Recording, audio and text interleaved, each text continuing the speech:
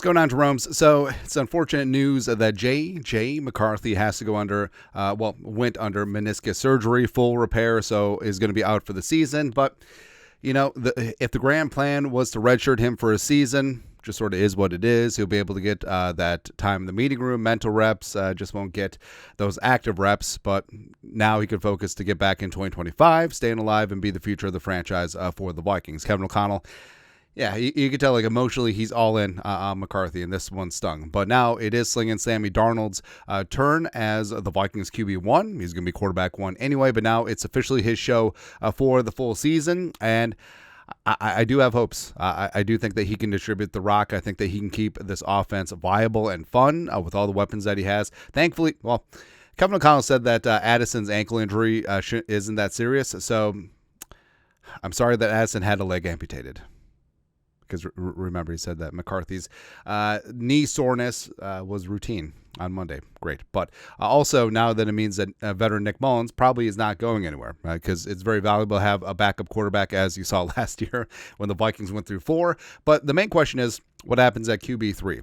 Or do the Vikings add a 4th quarterback, maybe have 2 in the practice squad, right? Now, Jaron Hall, the Mormon Missile, had high hopes, man. But also, here's the thing, too. I know that I've gotten poop for saying, oh, how could you believe in Jaron Hall? Did you see the Packers game? Why you change your mind, bro? Now, here's the thing. We focus on what a player can do versus what they can't do, right? And maybe that's a detriment because, hey, everyone has potential. Given the right situation, given the right formula and chemistry, things can certainly work out. With Jaron Hall, look good that second drive against the Falcons. The Packers game, not so much. Training camp as well as preseason, not so much as well. Also, isn't the hallmark of growing as a person just realizing that, hey, you can change your mind when there's input of new information, or do you have to dig your heels in and not admit that you were wrong and just be doubling down?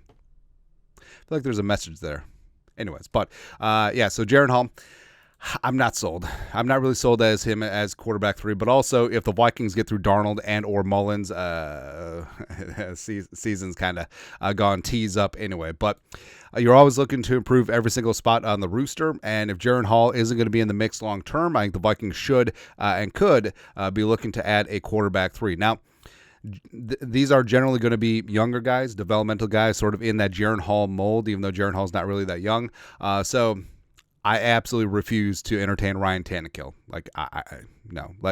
Tannehill at 36 is the type of quarterback you bring in because your season's gone to poop and you need someone to plug in as a starter or a quarterback 2 for a stretch. You don't bring him in as the developmental quarterback 3, especially when you have your quarterback of the future on IR. You just ain't going to do that, man. But these are young dart throws that are on the fringes of rosters, probably going to get cut, maybe tossed on practice squads. Pick them up. Or do we just say screw it and go from Michigan man to Michigan man? I'm not saying, I'm just saying. Not saying, just saying. Anyways, here are 12 quarterback 3s that the Vikings should add. Number 1, so Bailey Zappi.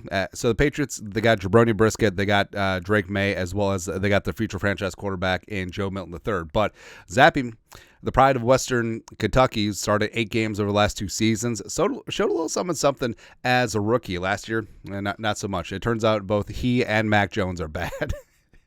It happens, man. He's limited as a passer, but solid footwork, throws on time, can be accurate. Decision making definitely needs some work. But could he be a poor man's version of JJ McCarthy in this offense long term? Maybe. Next up, number 2. All right, so this is mainly just added because it's funny to me. So Rocky Lombardi, a.k.a. Rocky Jerome Bardi, on the Bengals. Now, he's a rookie.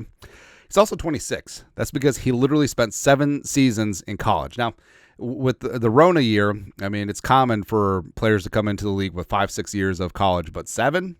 He's at Michigan State for 4. He was at Northern Illinois for 3.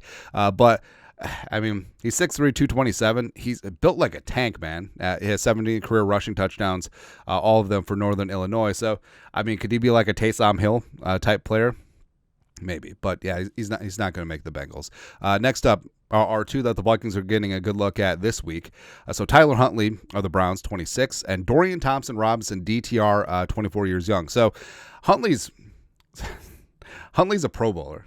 Isn't that crazy? So Tyler Huntley started 4 games in 2022, and because of all the opt-outs, I got the sniffles. He was a Pro Bowler, going 2-2 in 2022. 1,957 career passing yards.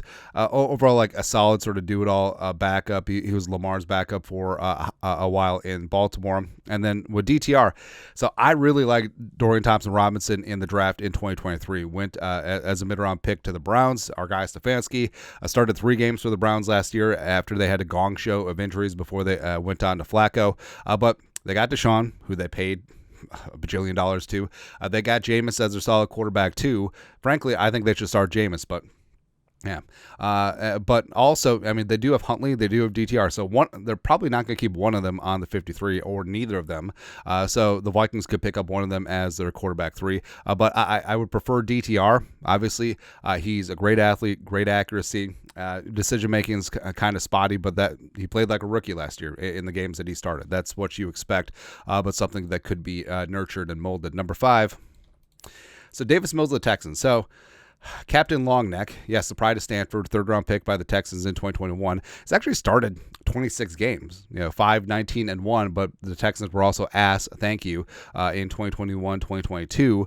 But he did throw for 3,100 yards and 17 touchdowns in 2022. Got good arm, good footwork, and obviously he's not the future there with C.J. Stroud in place. But do they want to hang on to him as like a solid, youngish backup? I mean, possibly. But also they got Case Keenum. Hell, we'll take Keenum, even though that he does not fit the mold of like the young developmental quarterback 3. Number 6, Malik Willis. So 25. And Malik Willis, so the 2022 draft class might have been the stone cold nut low for quarterbacks in the draft because Kenny Pickett, you gone. Desmond Ridder, you gone. It's just a mess, man. But Malik Willis, a 3rd rounder in 2022, 3 career starts, 0 touchdowns, 3 picks. Like he's got great athleticism. He's got a good arm. Just hasn't worked out with the Tennessee Titans. But of course, Kwesi loves them. Mama, I can change him type players. Next up, number 7. Yeah, what's coming up. So Tommy DeVito probably on his way out with the Giants, but 26, the former pride of Syracuse, he was a fantastic story last year. Started 6 games, went 3-3, threw for 1,100 yards and 8 touchdowns. And the whole thing about it is like it's a great story because local kid and the family coming out there won a couple big games in prime time is just a great story, but. He's not a starting quarterback, but could he make a decent career as a backup? Yes, and I think that he does have a little bit of upside if indeed you toss him into the system. Next up, number 8. Do you know Trey Lance is only 24? Seems insane, doesn't it? But it was the number 3 overall pick back in the day. Eventually, the guy who lost his job to Brock Purdy, the pride of Marshall, Minnesota, NDSU Bison, has got upside out the ears, but. I mean, also, like, if you've seen some of his camp stuff, it's just not good. It's just not good, man. And I do think that Cooper Rush is going to be the backup to Dak in Dallas. And also, who cares about quarterback of the future? Because Jera is going to go after Shador and Dion as a package deal next offseason, so it's whatever. And I think they could just straight up cut Trey Lance. So the Vikings could potentially just add him onto the practice squad and just go from there. And I'm under no illusion that at any time soon he's going to become a starting quarterback, but could he become a backup with some upside? Sure, certainly. Next up, number 9, Tyson Bagent of the Bears, 24. So the Good Shepherd. That's right, 6'3", 213, the pride of Shepherd, which is in West Virginia. I got that great twang, like Randy Moss adjacent accent too in his interviews as well as on Hard Knocks. It's great. Went 2-2 as a starter last year. Almost beat the Vikings. In that game in Soldier Field, like Tyson Bagent was dialed in, man, and never discount, hey, that guy played well against us scouting. And obviously the Bears have Caleb Williams. Also, they got Brett Rippon, the veteran backup, formerly so the whole Dalton Reiser is a bad teammate because he gets into fights with teammates on the sidelines. That was with Brett Rippon. It's kind of funny, man. But it wasn't really a fight. It was just more of a loud disagreement between friends, and that's what it came down to, man. But does need some polish, but does have an NFL arm, does have an NFL frame. Like the moment did not look too big for him when he was forced to start last year for the Bears as an undrafted free agent. But probably not going to be QB2 in Chicago, and potentially could be tossed out on the practice squad, and yoink, dibs. Now, yes, you do have to add him to the 53, but we'll take that shot. Next up, number 10. Now, Heineke does not fit the mold, obviously, for like the young developmental quarterback 3, but I can't help myself, man. Like, I will always have a soft spot in my hat for Taylor Glassdoor Heineke. He's tough. He's plucky. 13, 15-1 as a starter. But, as the Vikings, QB3 this year, QB4 next year, go ahead. You could do worse than the pride of Old Dominion. Go Monarchs. 11. Yeah. Josh Dobbs. All those beautiful memories that we had with the Passionate. All right. And obviously, Vikings decided to turn the page. Mullins was under contract. Jaron Hall was on his rookie deal. They brought in Sling and Sam Darnold. Josh Dobbs signed with the Niners. I don't think that he gets the backup job for Brock Purdy. So it could be a reunited, and it feels so good. Like, hell, I would take Dobbs back as quarterback 3. Why the hell not? Although, like we said, he was much better when he didn't know his teammates' names or the plays. So maybe Josh Dobbs signs, but he just chills at home. And then if we need him, we just bring him in that day. Just go from there. And lastly, number 2 also, P.J. Walker, Dynamite. So P.J. is actually a guy that I've wanted for a while because he was an XFL star, the pride of Temple. He is 29, but in terms of a journeyman backup quarterback 3 with a little bit of upside, a little bit of spark, kind of like P.J. But overall, so these rankings are in no particular order, but overall, if I had to have a top 3, I think DTR would be 1, Tyson Badgett would be 2, and do I just pick 2? I guess Trey Lance would be 3. I'm a sucker. Fell for it all the time, man. But that's it. 12 quarterback 3s for the Vikings had. Not to be QB1, not to be QB2, but to be QB3. That's all, man. Let us know your thoughts, our thoughts, comment section below. Subscribe for daily Vikings takes. Want to support the work? Put a little something in the Venmo. But until next time, Skol, production value.